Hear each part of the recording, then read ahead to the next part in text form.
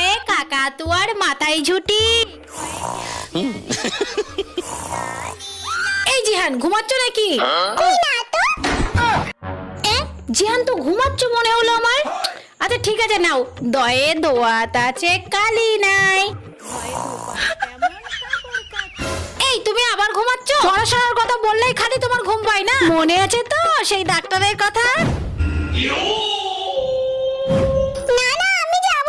ঠিক আছে বইটা তুমি জোরে জোরে পড়ো, আমি যেন বাইরে থেকে শুনতে পাই, কেমন? ক খ গ। অনেকক্ষণ তো হয়ে গেল, একবার গিয়ে দেখি তো।